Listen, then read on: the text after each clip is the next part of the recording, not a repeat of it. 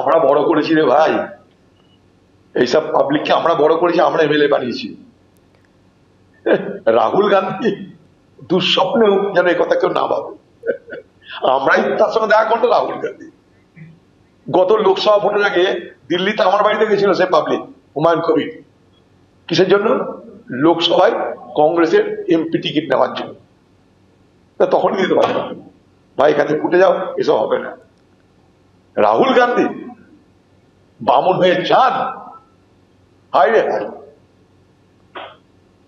টাকা খেয়ে বিজেপির তাদের তৃণমূল নেত্রী বিজেপির সুবিধা দিদি তো সব জানে নাকি? তো তাকে দিয়ে যখন দাঙ্গা করেছিলেন আমাকে হারানোর জন্য, তখন তো হুমায়ুন আপনার স্নেহের ভাই ছিল। তখন আপনি হুমায়ুনকে খুবই খাতির করতেন। তখন আপনি এইসব মস্তানদেরকে বলতেন তারা শক্তিশালী, দামাল ছেলে।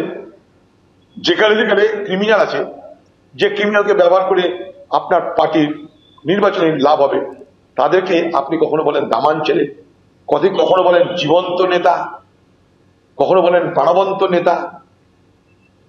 এই হুমায়ুন কবির আপনার তো দামাল ছেলে ছিল। দাঙ্গা করাতে পারে, হিন্দু মুসলমানের ভোট বিভাজন করাতে পারে, দিদির তখন প্রয়োজন ছিল। দাঙ্গা করানো দিদি একটাও তার বিরুদ্ধে বলেননি এটা ঠিক হলো না। কালকে যখন সাংবাদিকরা জিজ্ঞেস করেছে তখন বলছে সব জানে পিসি অভিষেক, মানে তার ভাই খোকাবাবু নাকি তাকে জিজ্ঞেস করেছিল কেন দাঙ্গা হলো, বলছে তোমার পিসিকে জিজ্ঞেস করে। পিসি যে কি জিনিস বাংলা মানুষ ধীরে ধীরে বুঝবে।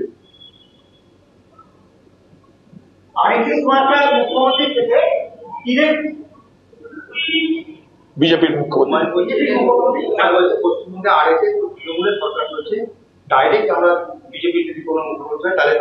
ভালো তো করবে।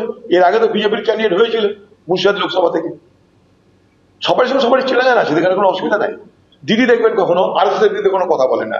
দিদি কখনো শুনেছেন মোহন ভাগবতের বিরুদ্ধে কোনো প্রতিবাদ, রাজনাথ সিং এর বিরুদ্ধে প্রতিবাদ, আমি নাম বলে দিচ্ছি, নীতিন গাডকারির বিরুদ্ধে প্রতিবাদ শুনবেন না।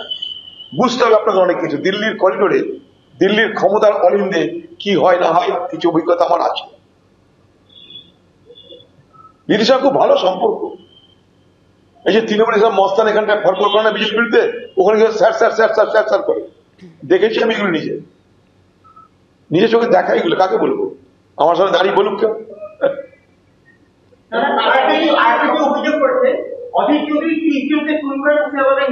বেশ করেছি, কোনো সম্পর্ক নাই। 30 কেন 3000 খুন করেছি, তো তোর মুখ্যমন্ত্রী কেন এখন পর্যন্ত আমাকে যাবজ্জীবন সাজিয়ে দিতে পারলো না? তোর পুরনো মুখ্যমন্ত্রী পুরনো দিদি এতদিন যাবজ্জীবন সাজিয়ে দিলেই পারত। 30 কেন 30,000 করতে পারি। এবিপি আনন্দ, এগিয়ে থাকে, এগিয়ে রাখে।